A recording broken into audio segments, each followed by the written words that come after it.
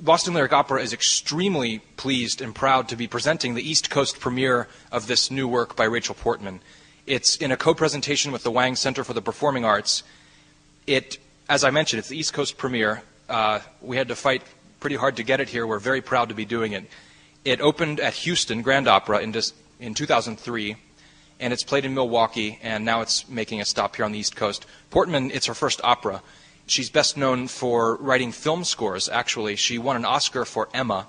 She also wrote the scores to Benny and June, Chocolat, and which I think are great, and also for the Drew Barrymore vehicle Home Fries, which many of you may not have seen, but she wrote the music for that as well. She's a really gifted composer of film scores, and I think that her talent in that area lends itself extremely well to opera. Her music is extremely evocative visually. The book is known throughout the world. It's been translated into dozens and dozens of languages. Most of you, if you haven't heard of the opera, I suspect that you've heard of the book.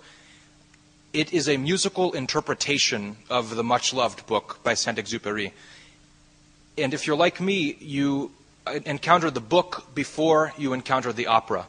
And the book by itself seems like a perfect work of art. It's this simple, earnest fable about friendship and love. It's funny sometimes, and it's very upsetting sometimes, and it's extremely profound. And if you're like me, you might be approaching the idea of an opera with some skepticism, because the book, as I say, seems perfect by itself. Portman has crafted the perfect musical universe to lift this story up and set it to music. She's really done a wonderful job. To me, it passes the test of any piece of musical theater, because at all times there is a seamless marriage of the action on stage and the music that has been written to accompany it. The tone and mood of the book are at all times preserved. Her music never overwhelms the story. Rather, it really just kind of lifts it up. They've also added a few things which also might seem inadvisable, but they're wonderful. She's added a children's chorus of 21 singers. They're between the ages of 8 and 15. Houston only had 20. And we cast an extra one just in case, and she was so good that we found her an extra costume and put her in the show. The children's chorus act as kind of the recipients of the pilot's tale throughout the evening, but they also play many other roles. They are transformed at different times into stars. They become a flock of birds. That's one addition, and I should also mention that the role of the pilot has been somewhat enlarged. In my mind, it really is the pilot's story. He's the narrator. And the book being unrhymed prose, parts of it did not lend itself to opera. So working with librettist Nicholas Wright, who's a great British playwright in his own right, they've crafted some new language for the story, some of it that rhymes, and also some rhyming moments for the baobabs. I think you got to see a little bit of those guys sleeping in the slime, dreaming of a life of crime. That doesn't appear in the original, but it's a wonderful addition. But before I go any further, I do want to bring Lynn Jeffery up on stage because she's going to demonstrate some of these wonderful costumes. Lynn has worked with us a lot in the past on BLO Productions. Costume Works is the costume shop that we work with, and she's been the project manager for The Little Prince. And I'm really glad that she came tonight to demonstrate some of these for you. So without further ado, Lynn Jeffery.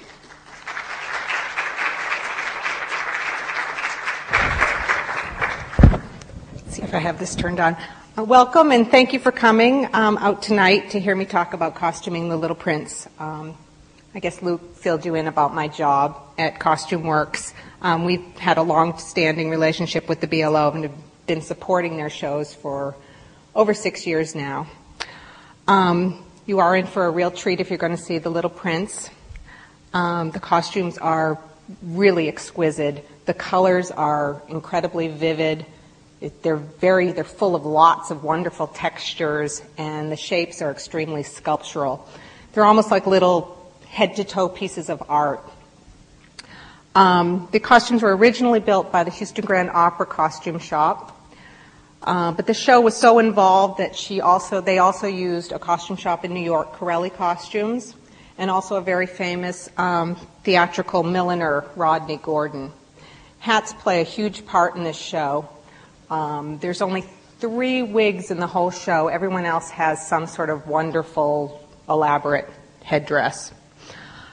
The costume designer, Maria Bjornsson, died suddenly during the middle of the build in Houston.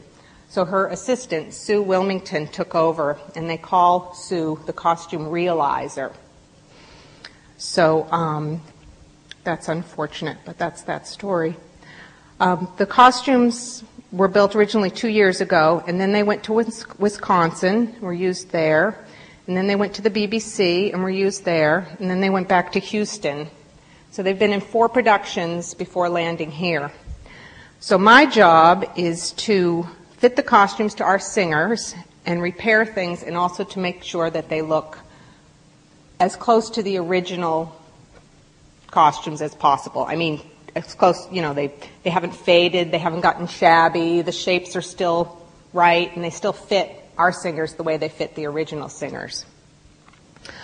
When the costumes come to me, they come with a book that we call the Show Bible, and in it is details and lists of what people wear. Also comes with photographs, and we organize our show from that Bible.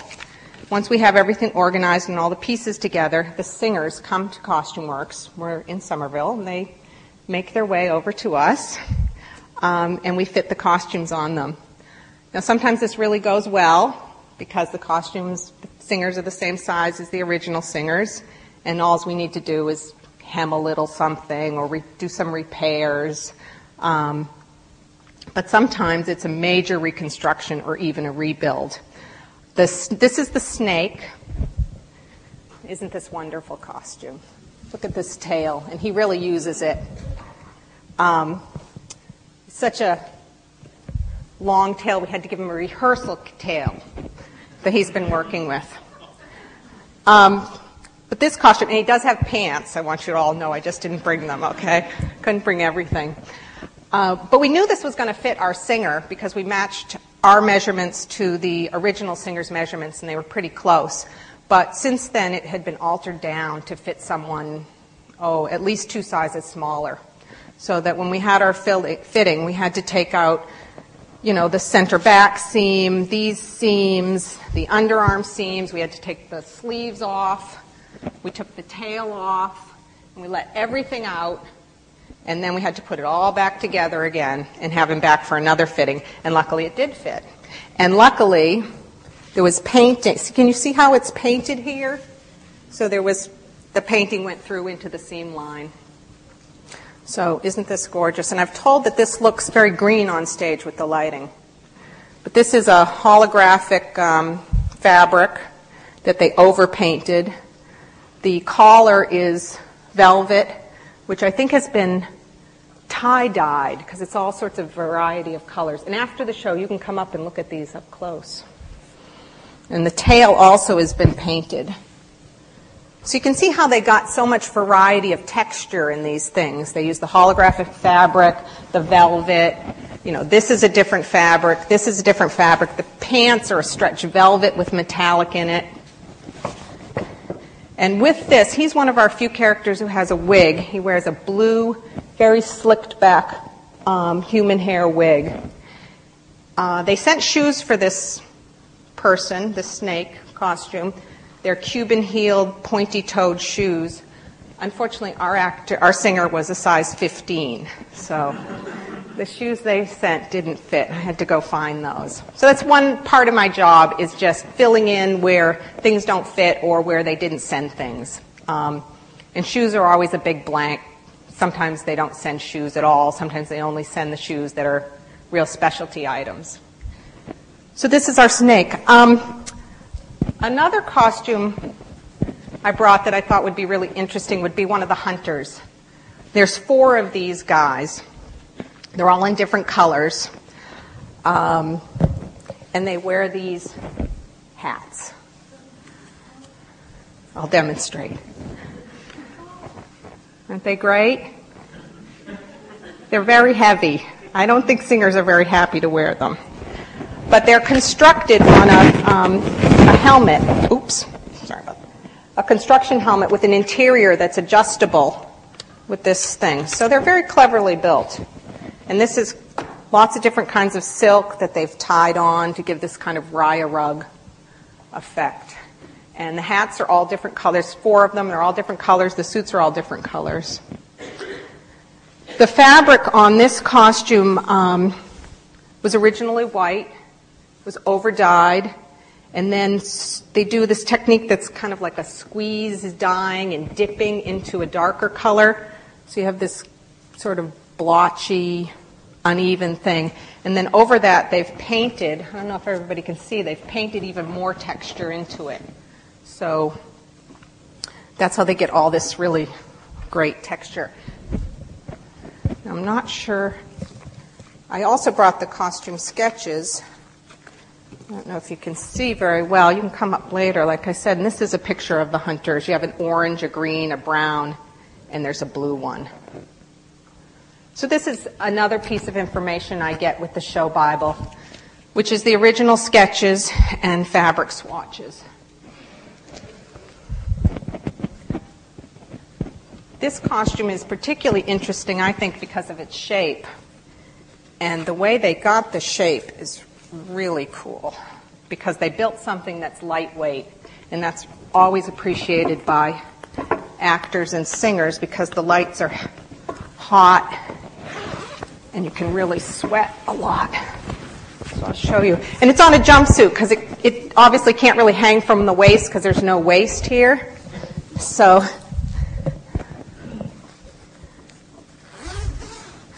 they built this cage so we can get the shape from it. Isn't that neat? It's steel boning. It's very simple construction, but really very effective. And they have to wear bicycle shorts underneath them because there's a little place back here where you connect the crotch strap to the bike shorts to keep it stable. So they have to be very friendly with their dressers.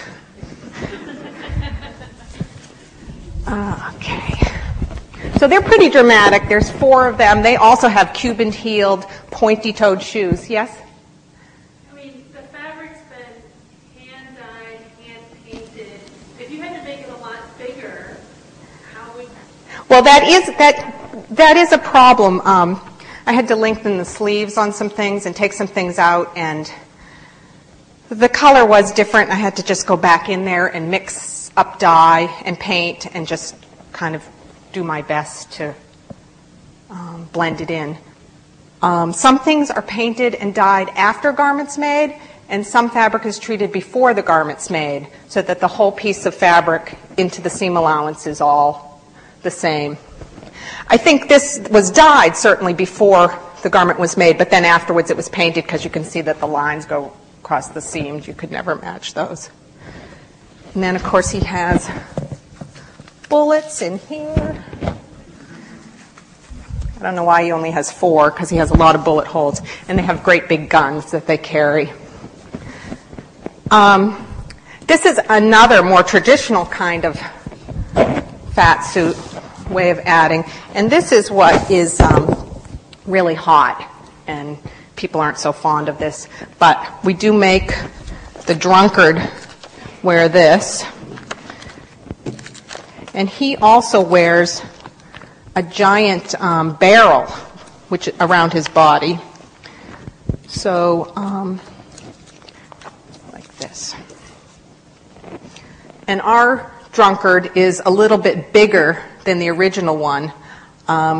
We weren't so sure he needed quite a big fat suit, and we're a little worried that he's not going to fit inside the barrel. So this is something we'll have to see in dress rehearsal.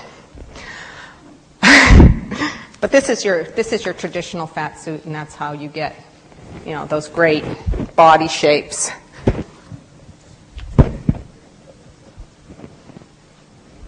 This is the hat he wears. It's supposed to just look like a little folded newspaper hat, but that wouldn't last too long. You'd have to make one for every performance. So instead they have this wonderful printed cotton, and it's folded, but it's soft in its fabric, has an interior. This singer Had a very large head. Very, very large. We had to remake the inside. This is all our remaking in here. Singers have notoriously large heads.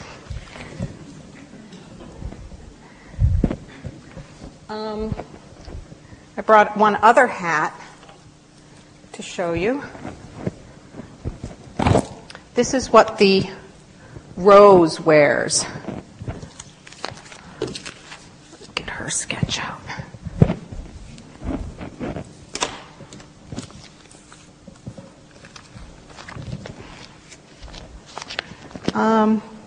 Well, this is her costume sketch, but on the back, this is what the designer would often do, is do a little pencil sketch to show, you know, what they want specifically. So this is her. It's supposed to look like hair, but also to look like stamen. And it's also really heavy, but great.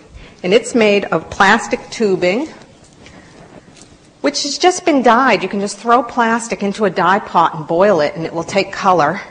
It has beads shot through it, and it's all on, once again, the interior of a construction helmet. And it's also made with this stuff called hexalite, which you can heat and form. It's kind of like an open weave. It's an open weave fabric, and once it cools off, it's extremely hard. So this is great because it lets air through. It's light. Really what's heavy on this, I think, is all the beading. So that's a new technique to do hats and other things. It's just very cool stuff.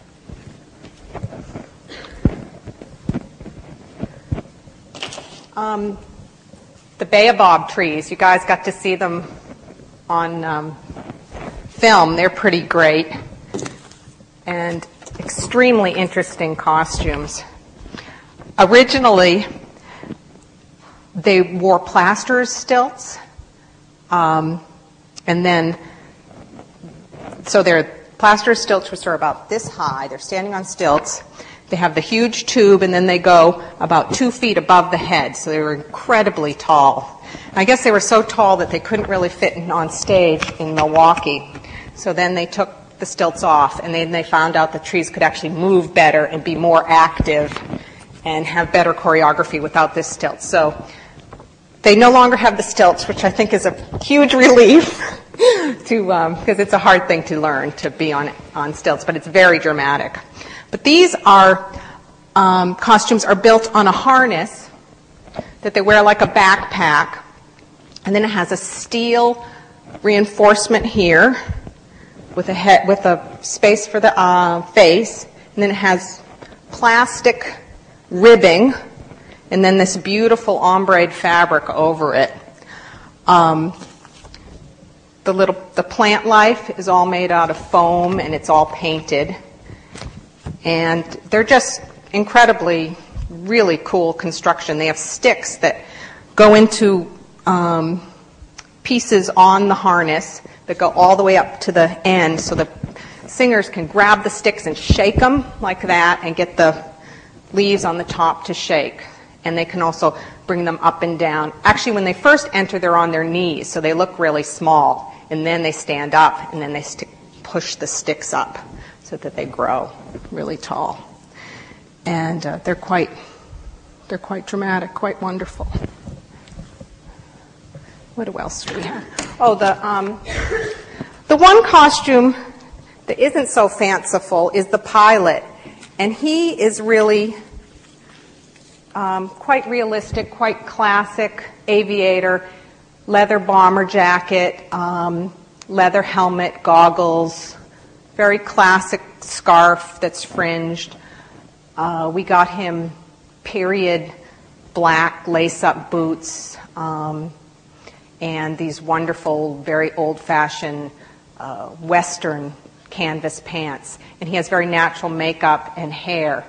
So tried to be as true to the period with him and to be as realistic and natural as possible. And then with the children's and adult chorus, they're mostly in pajamas. I guess you might have seen a little bit of them. They're all either in nightshirts or regular two-piece pajamas, all different colors, stripes. They may seem kind of ordinary, but the palette was very controlled, so they had these all built. They were not store-bought. They were all built specifically and distressed with white sort of streaks to make them look a little bit more otherworldly or surreal. So the pajamas, I think, are ordinary costumes, but really quite special. And then we also have our Rosebud Chorus, these sweet little girls who come out in tutus and little bonnets. And their fabrics, you can see their fabrics are all, once again, that sort of crunched and dip dyed. So we get lots of variation of texture.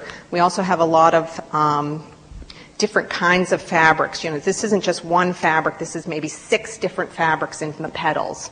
And in each leaf, there'll be at least 3 or 4 fabrics, and they're all wired so they stay nice and stiff. There's millinery wire along all the edges and along the middle, so they really stick out like little petals.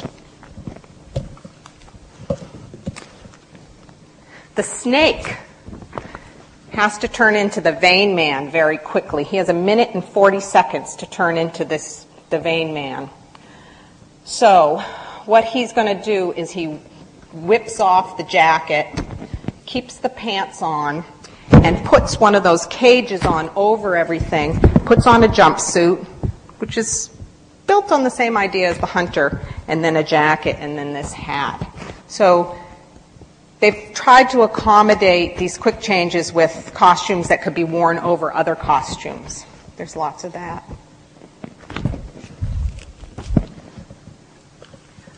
Let's see, what else?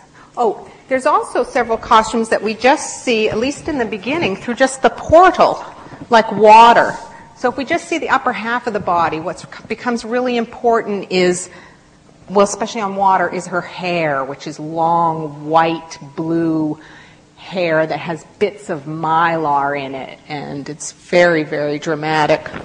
We just see her in the beginning from the portal, and we see the businessman.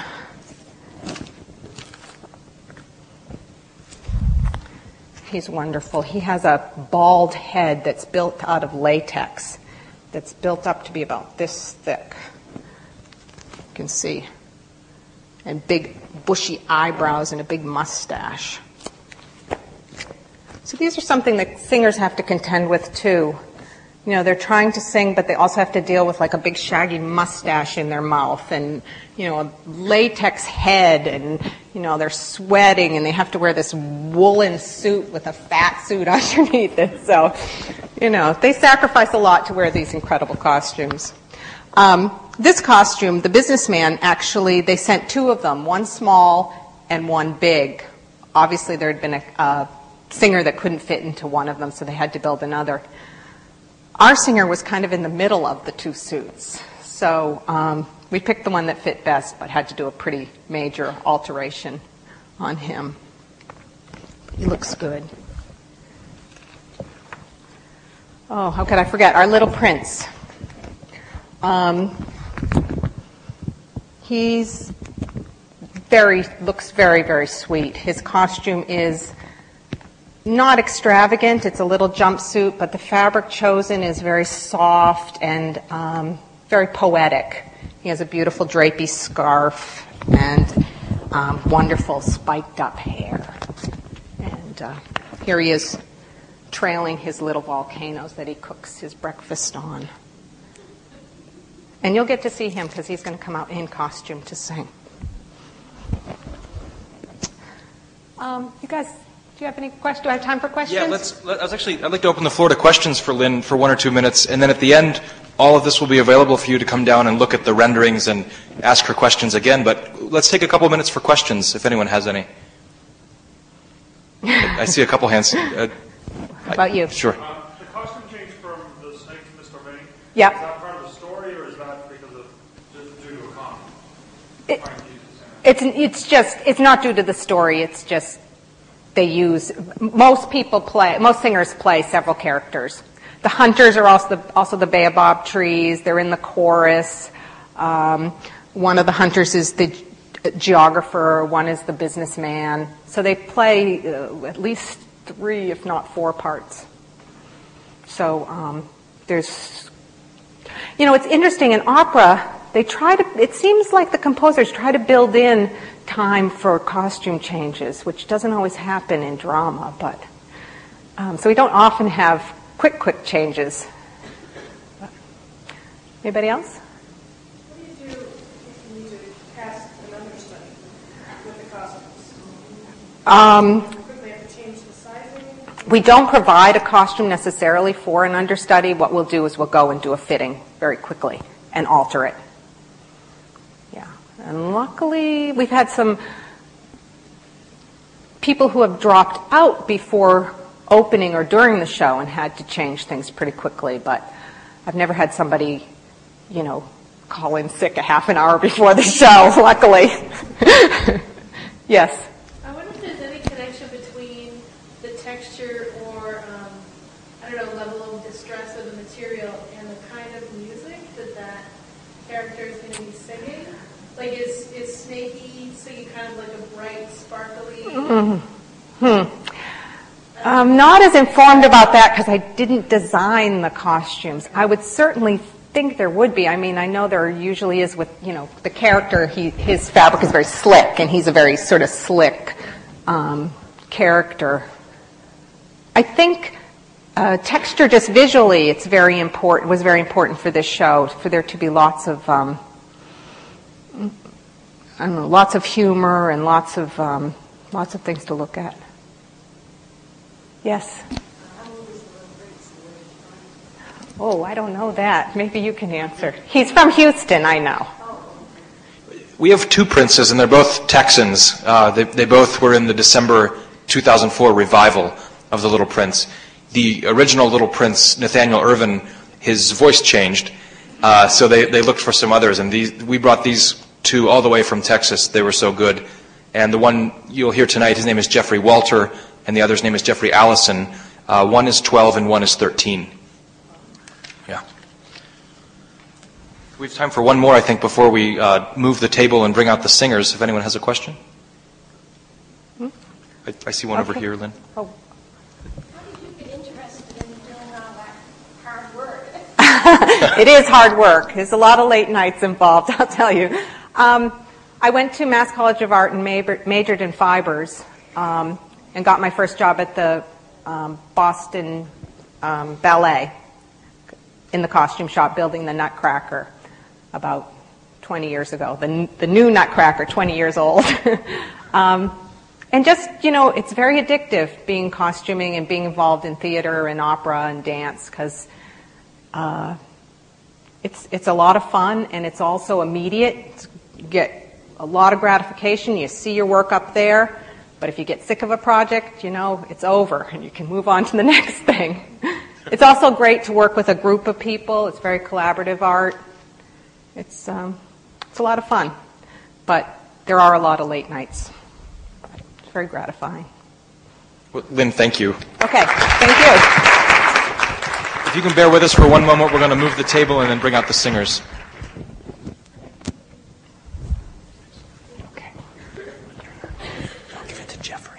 Accompanying them will be Timothy Long. He is assistant conductor for the production and is actually conducting 3 of the performances. The other 9 will be conducted by Maestro Stephen Lord, who is music director for Boston Lyric Opera. And singing for you tonight, I already mentioned Jeffrey Walter from Tomball, Texas. Will be singing the role of the Little Prince. And Christopher Hutton, baritone, will be singing the role of the pilot. So the first excerpt, as I mentioned, the pilot narrates the story throughout, and the first musical sequence that you'll hear today is a flashback to the first time he met the Little Prince. As you'll remember from the book, and actually you got to see a snippet of this on the DVD as well at the beginning. I think these guys are even better.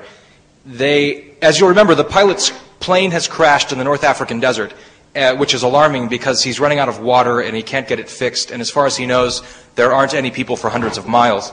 And the Little Prince appears behind him on top of his plane and enters with what I think is the greatest entrance line in all of opera that I am aware of. he sings, "Please draw me a sheep." So that's the first excerpt.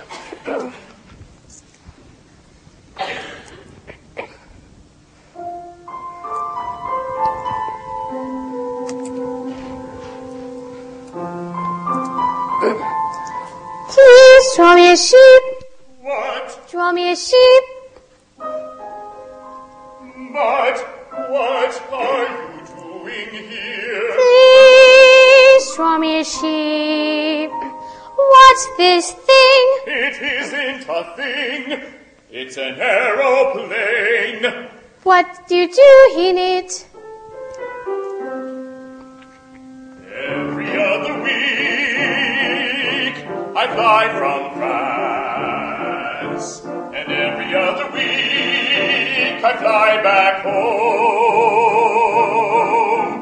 In between I kick my heels at the aerodrome. I play music, attend a dance, I take a desultory glance at some book I've never explored.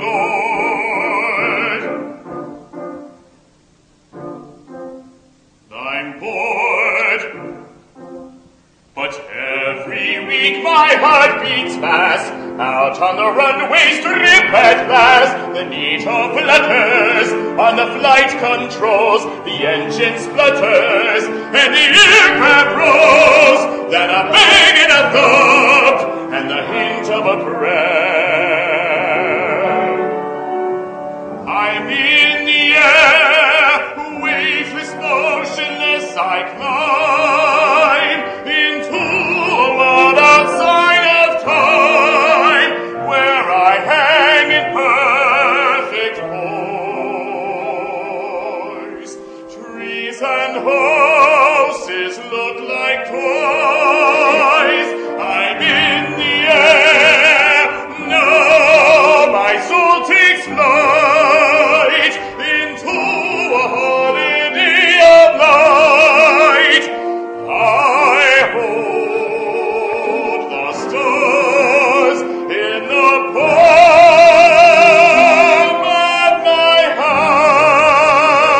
hand. The proud possessor of the sky, where I fly. So you fall out of the sky. That's funny. Don't laugh, Please draw me a sheep. it's no use asking, I can't draw. That doesn't matter. I need a sheep to take back home. Please draw me a sheep. I need a sheep. Draw me a sheep. Please draw me a sheep. All right, I'll do what I can.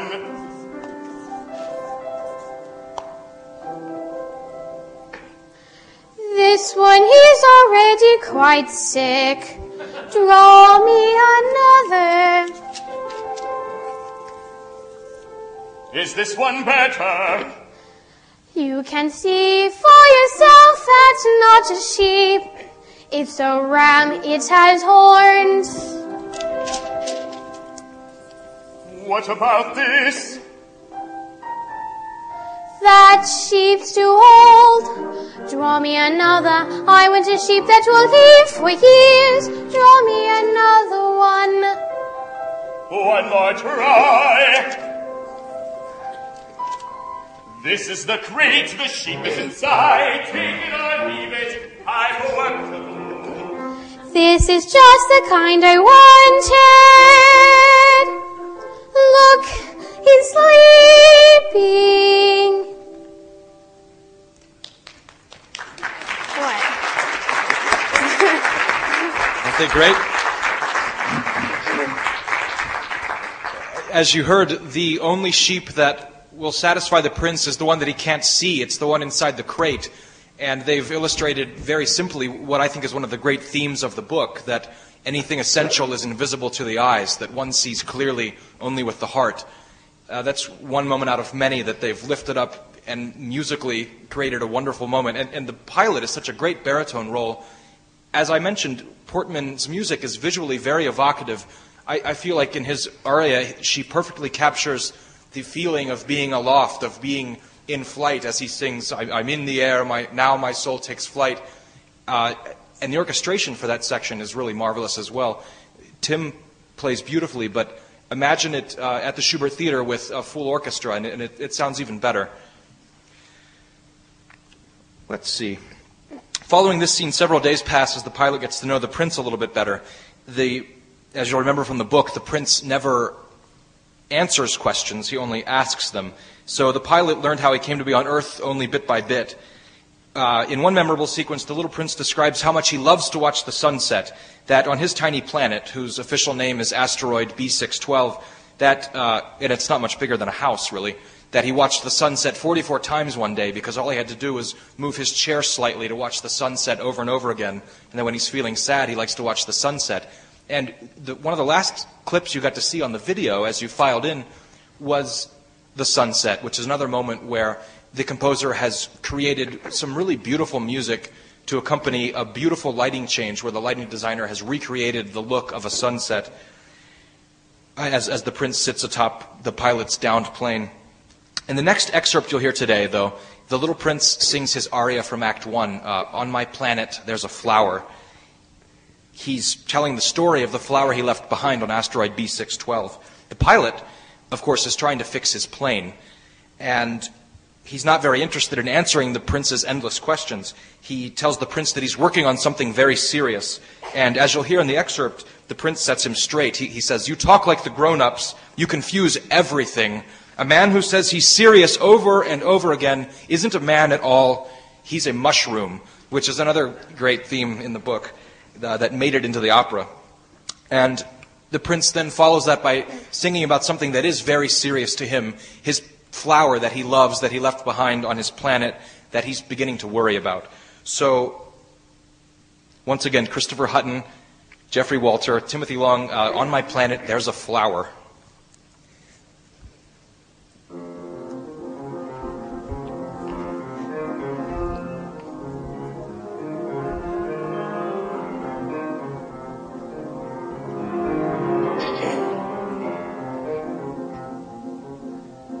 If a sheep eats bushes, will it eat flowers too? A sheep will eat whatever it can find. Even flowers with thorns. Don't bother me now, I'm working on something serious. Serious? You talk like the grown-ups. You confuse everything. A man who says he's serious over and over isn't a man at all. He's just a mushroom.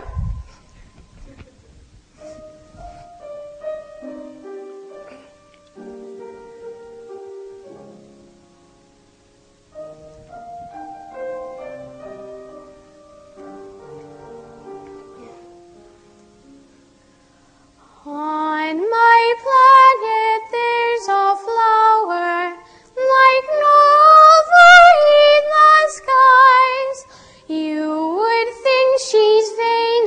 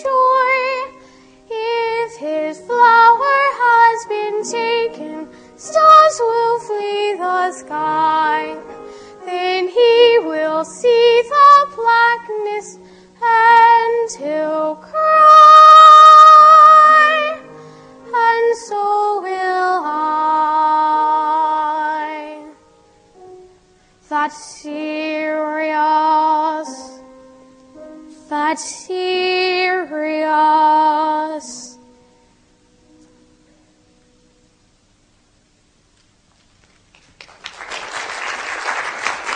Thank you.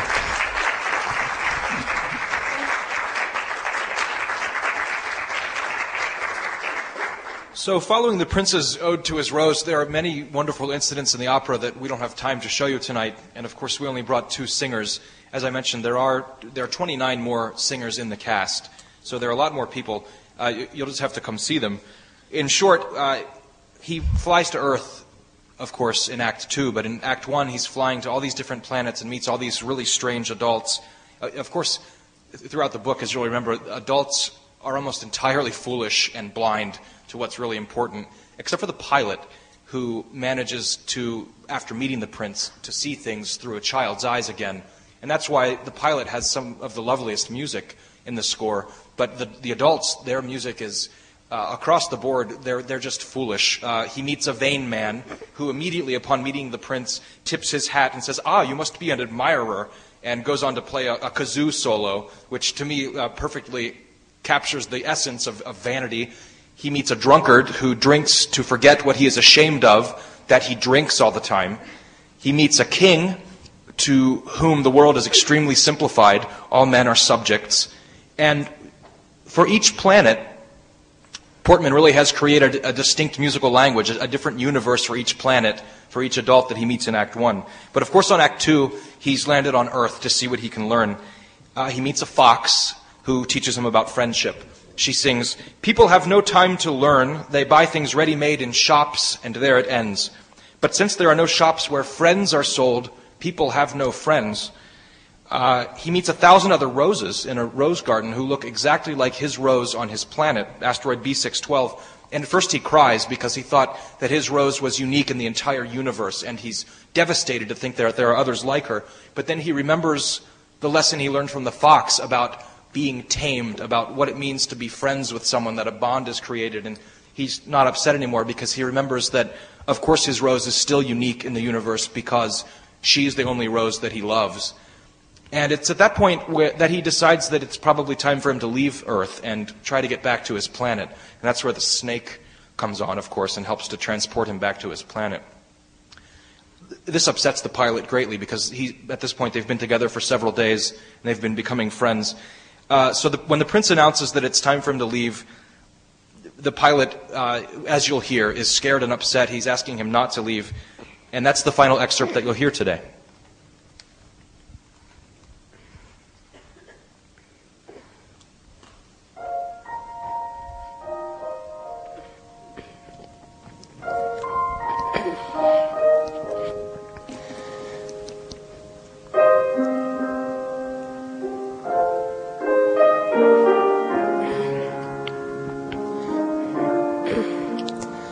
The time has come for me to keep my promise. Have you a path that I don't know about? I fell to earth 1 year ago. The place I landed isn't far. When we first met 8 days ago, were you returning to the place beneath your star? And were you walking in the vastness of the desert all alone? Because a year had nearly passed.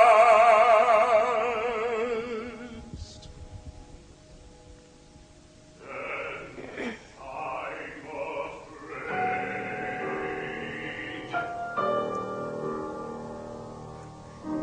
Go to your aeroplane, come back tomorrow night. You'll find me here.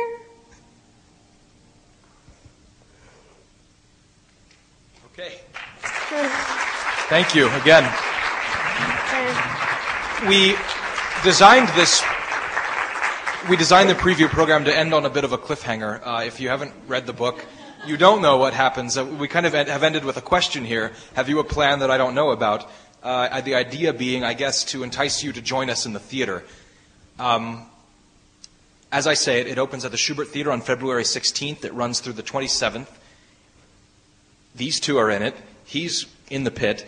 I'd like to use the last couple minutes here as kind of a Q&A if you would like to ask some questions of any of these three. Again, and please thank me in thanking Jeffrey Walter, Christopher Hutton, and Timothy Long, as well as Lynn Jeffery from Costume Works. Before we go on. And I'd like to actually, if we could bring that microphone up on stage, if anyone has questions for any of these four, now's a good time. I suppose I can moderate or point at people. Any questions? Yes.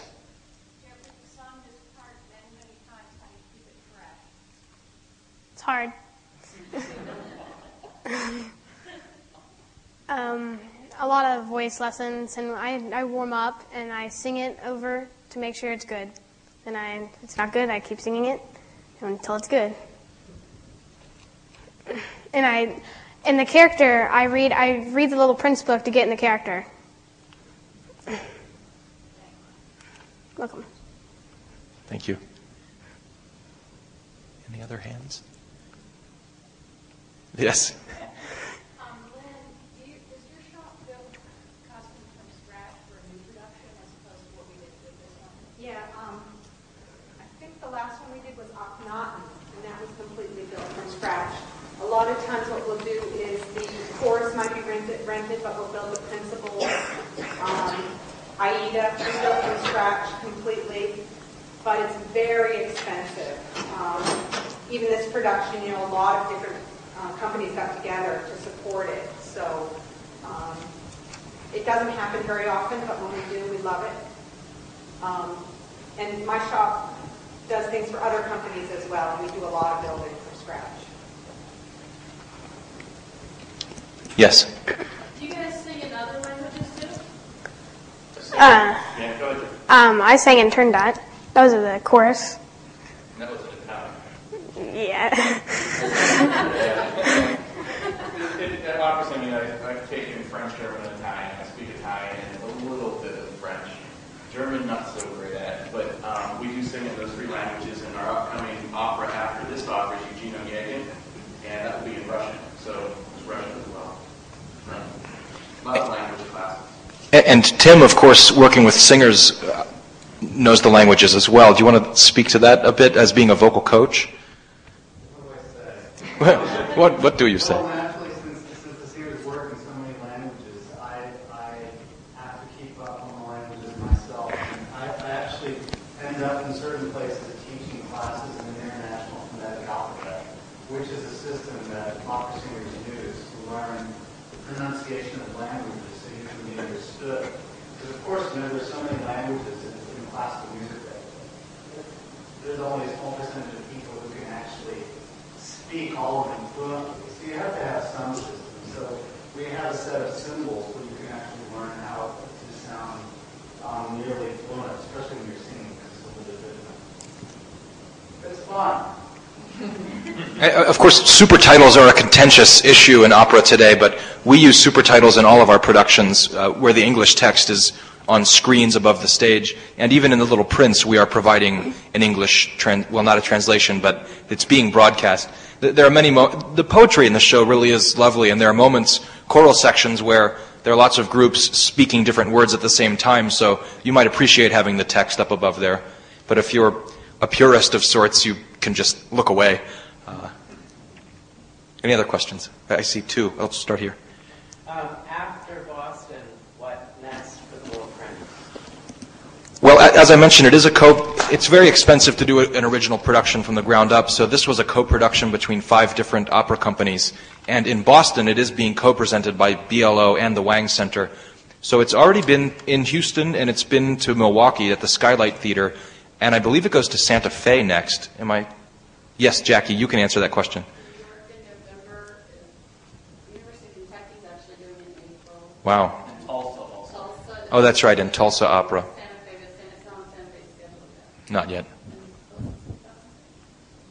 So it'll make it to New York, it'll make it to Tulsa, and then end in Santa Fe, I think. There were 5 companies in the beginning who signed on to produce the show. And the set was designed with that in mind even. Like, how can we fit this into 5 different theaters? Milwaukee, as Lynn mentioned, is extremely small. They had to take the baobabs off of their stilts to fit them into the space. But they loaded the set in today, and as far as I know, it fit. Any other questions? Yes, in the back. This is for Jeffrey. I was wondering if the character of Little Prince got changed at all as you got into it. Did you learn more about the character? Yeah, a lot more. Like, What? yeah, a lot more. A lot more. Could you say what you learned, how the character changed for you? Develop? Developed.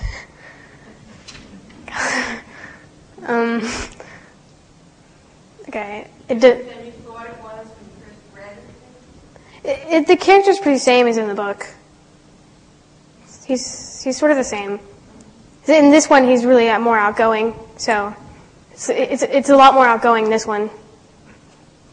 And to add to that too, I think that after studying the pilot, I'm not singing the role in the production. I'm playing the businessman, but in doing these previews, it's been a wonderful blessing to me because I get to experience the pilot. And what I've experienced in that, what Jeff's talking about too, about developing the character, is that with the pilot, it seems like he would be apparently the adult in this situation. But actually, after I've experienced it and been in the rehearsals, I'm actually seeing that he's the adult. And how amazing it is to look through a child's eyes and to see the world when really, we're grown-ups. We think that we have to be so mature all the time. But, how can you doubt a child? In particular, in fantasy land too. So. Really need to be mature. Okay, excellent. I'll take one more if there is one.